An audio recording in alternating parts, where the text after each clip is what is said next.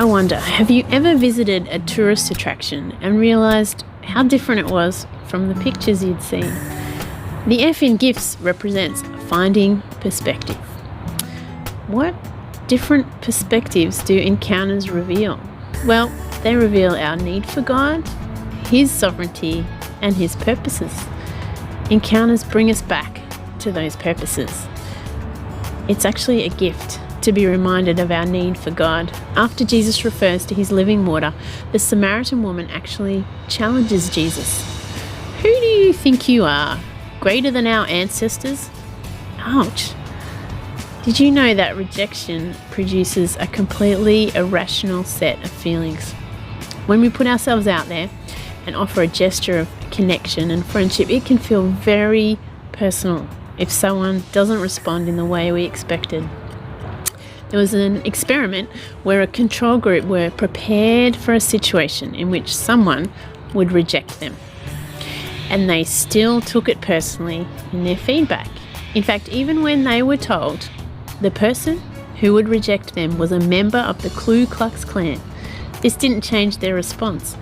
We feel the same sense of deflation, whether it's called for or not. Only God has perfect perspective. We tend to generalize a moment in time to our entire being or every future situation. This is called catastrophizing. But Jesus experienced all forms of rejection, and He's the perfect one to help us reframe ours. I remember an encounter I had that was very uncomfortable, and someone was reminding me of all the areas that I'd failed in. And my first response was to think, they're telling me that I'm incapable of the tasks that I needed to do, of the situations that I needed to handle. But when I took it back to God and talked to Him about it, He showed me that they wanted me to rest.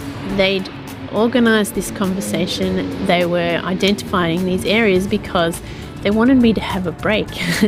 They were doing it lovingly. Their motivation was different to what I had expected or what I had assumed. This gave me a different perspective, and I could process that situation much more healthily.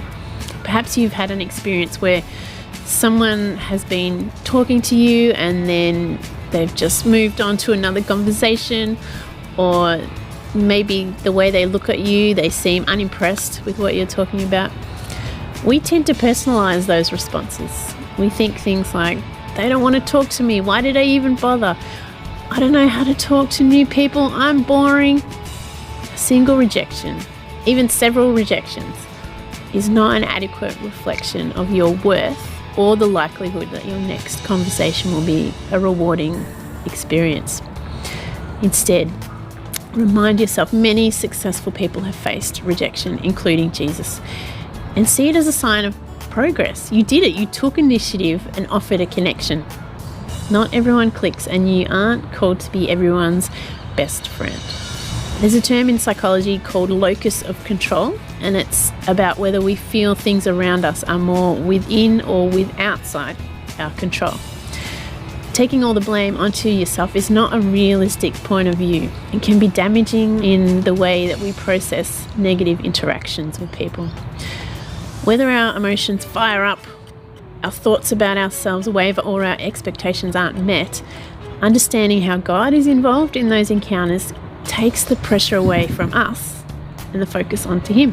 What we can do is acknowledge the fact that there are many factors outside of our control in those situations, and perhaps the person we were talking to were distracted by someone else. Maybe something you said reminded them of another thought. Sometimes a person's own brokenness can be at play in a conversation. When you widen your vision to accept all the other influences, this helps you to avoid blaming yourself. Don't give up too early on someone. When we go back to our story of the Samaritan woman, she's offered this amazing gift through her encounter with Jesus. She's offered everlasting life.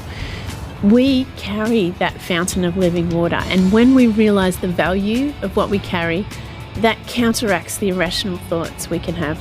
Encounters become a way of discovering God's gifts to us.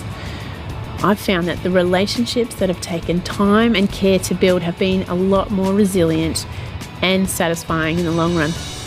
There have been many situations where I didn't connect with someone straight away, but I'm thankful I put more time in and developed incredible connections.